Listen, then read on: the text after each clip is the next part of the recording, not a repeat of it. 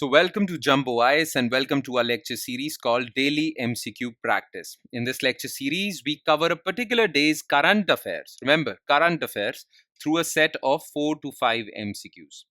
The purpose of this lecture series is very simple. It's actually twofold. Number one, we want you to revise and consolidate your current affairs. And number two is that what better way you can revise your current affairs than by getting the much needed MCQ practice. So every day with me, you have to just practice 4 to 5 MCQs from a particular day's current affairs. And if you are sincere with this lecture series, if you're regular, if you make it a daily habit of yours, then these 4 to 5 MCQs on a daily basis would add up to more than 1200 MCQs in around 1 year.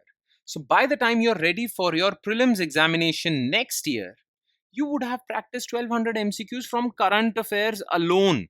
I'm not talking about other subjects like polity, history, geography. For those subjects, we'll have separate lecture series. From current affairs alone, you would have practiced 1200 MCQs.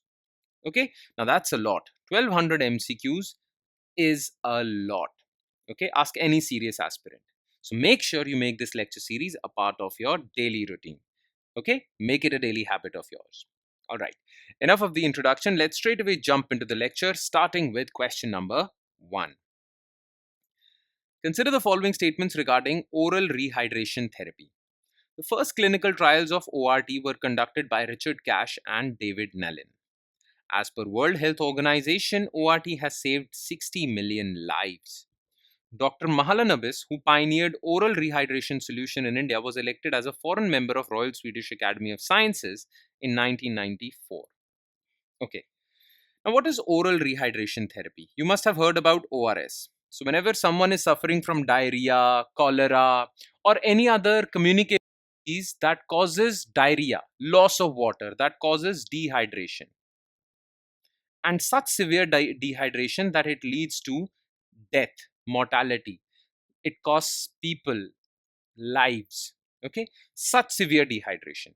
So to prevent dehydration of in people who are suffering from these communicable diseases like cholera and all, a simple solution, a simple powder was created called oral rehydration therapy, and it was such a simple invention, really affordable for everyone.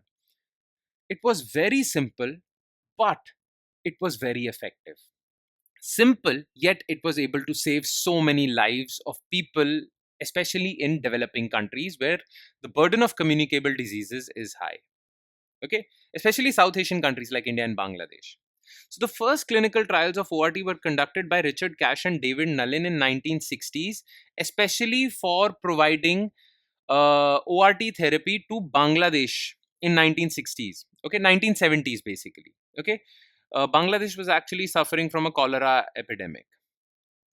Okay, so in the territory of Bangladesh, they wanted to introduce oral rehydration therapy to prevent deaths of people suffering from cholera, and for that they conducted ORT. That's absolutely correct. As per WHO, it says that ORT is so affordable yet so effective that it has so far saved 6 crore lives or 60 million lives. This is also correct.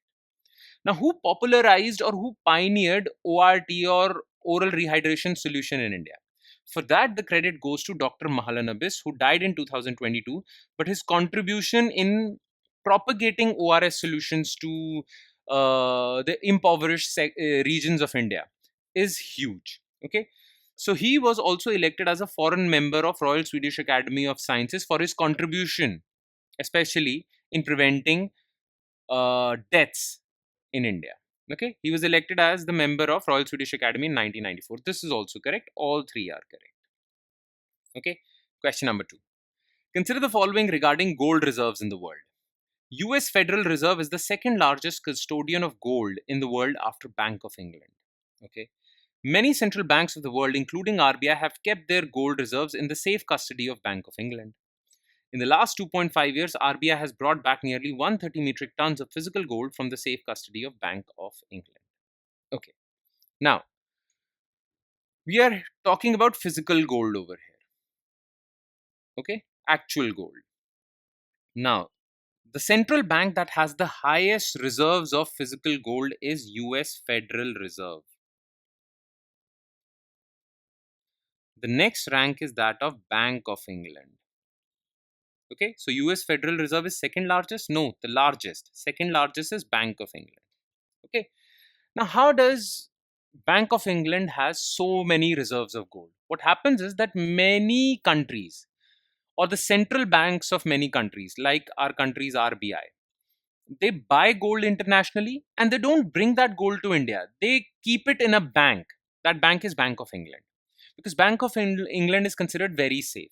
So most of these countries or their central banks buy gold, then keep it in the safe custody of Bank of England. Okay, so this part is true. That is why Bank of England is second largest.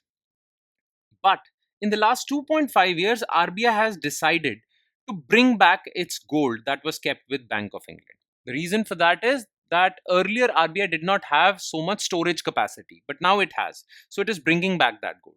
And there are many other reasons. But in the last 2.5 years, RBI has brought back nearly 130 metric tons of gold from Bank of England. So this part is also correct. Okay. Third, which of the following statements is are correct regarding Balfour Declaration? It was made on November the 2nd, 1917, and promised the British government's resolve to fulfill Zionist demands of national Jewish homeland. Okay. The British government had taken the consent of their allies in the Arab world before making this declaration. During the time of this declaration, Palestinian territories were under the Ottoman Empire. Okay. Now look, what is Balfour Declaration? Balfour Declaration was made on 2nd November 1917. And before that, there was a movement going on which is known as Zionism. And this movement of Zionism was participated in by Jewish people or Jewish activists. Thing is that many Jews found Europe to be unsafe for them. Okay, there was a lot of persecution of Jews and they did not find it safe to reside in Europe or any other country, and therefore they said that Jews should have a separate homeland, a separate country for Jews where Jews can feel safe, and that separate country can be carved out of Palestine. Okay, so they demanded for a country for themselves. The Jews of Europe demanded a country for themselves in the territory of Palestine. Okay, and the British government promised them that. So British government actually promised the Zionist demand of national Jewish homeland in 1917. This part is correct. Okay, now before promising the Zionists a national homeland, the British government had consulted all its allies in World War One, but they did not consult their allies in the Arab world or the Palestinian leaders. Okay, so this part is false. But during 1917, World War One was going on. Okay, World War One was between 1914 to 1918, and in that time, during 1917, the Ottoman Turks, the Ottoman Empire, had a very big empire and it controlled the territories of Palestine and the entire Arab world. So the entire Arab world was under the control of Ottomans back then. But they lost their control in 1917, and in 1918, these Arab territories, including the territory of Palestine, came under the British mandate. Okay, some countries like Syria came under French mandate, Iraq, Palestine came under British mandate. So during that time, it was under Ottomans. This part is correct, 1 and 3. And last, which of the following is are correct regarding Ballon d'Or prize? It is regarded as the most important team award a football team can win. The award is being given annually since 1956. Team success during the previous season is one of the criteria for selecting the award winner. Okay, which is correct. Now look, Ballon d'Or prize is the highest award or the most prestigious award a footballer can receive. But this award is given for individual performance, not team performance. Okay, I mean, it is given to an individual, so it is the most important individual award for a footballer to win, not a team award. Okay, it is not given to a team, it is given to a player. This is false. Now this award was constituted in 1950s and it is being given every year since 1956. This part is correct. In fact, Ballon d'Or is French for golden ball. Okay, now What is the criteria for selection of the awardee? Okay, there are three parameters. Number one is individual performance in the previous season or previous year. Then team success, whether his individual performance actually helped the team win any trophies. This is also checked. Then third is fair play. Okay, on these three parameters a person is selected. So this is correct, 2 and 3. All right. And with that, we conclude today's session. Thank you so much for watching, everyone. And please do not forget to revise this lecture from our PDF file. Okay? Because that PDF file contains detailed written solutions to all the questions discussed in this lecture. So go through those solutions. It'll hardly take 10 minutes. Okay? If you'll do that, then these MCQs would also get consolidated in your memory. Okay. Now, please make sure that you make this lecture series a part of your daily routine, a daily habit of yours, okay? And if you promise me that, well, then I promise you to see you again with 5th November 2024's Current Affairs through MCQs. All right, I'll be signing off now. Thank you so much.